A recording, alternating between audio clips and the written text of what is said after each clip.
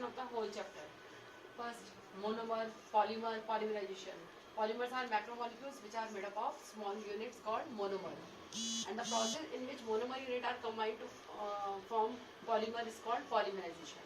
On the classification of polymer on the basis of monomer unit, polymer divided into categories: homopolymer and copolymer. Homopolymer means they have same monomer unit, and copolymer they contain different monomer unit. For example, polythene.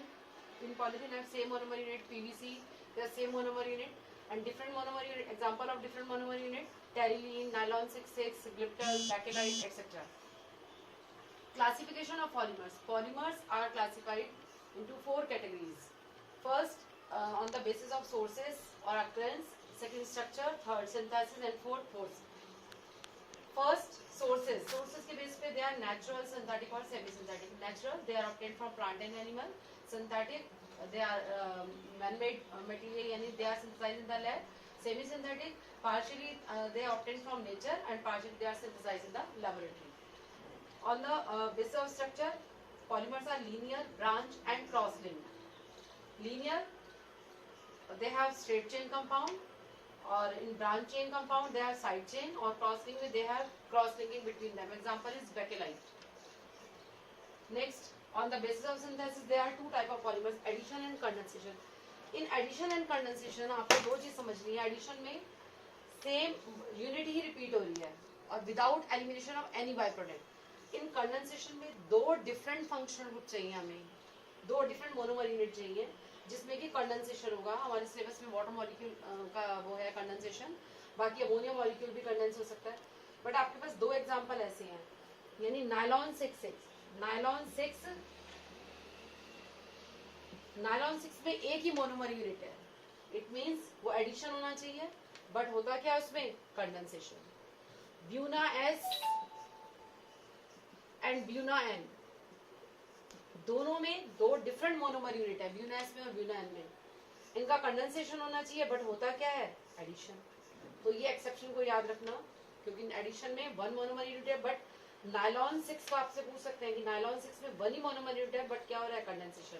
Buena S buna N में 2 different monomer unit है, but addition होता है. लेकिन addition में unsaturated compound होते हैं. ये ठीक है कि अनसैचुरेटेड है, इनमें भी डबल बॉन्ड है या ट्रिपल बॉन्ड वाले कंपाउंड होते हैं. और कंडेंसेशन में फंक्शनल ग्रुप मस्ट है, जो कि नायलॉन 6 में अमीनो कार्बोनिक एसिड में एक अमीनो ग्रुप होता है और एक कार्बोक्सिलिक ग्रुप होता है. तो दोनों एक्सेप्शन को ध्यान रखना.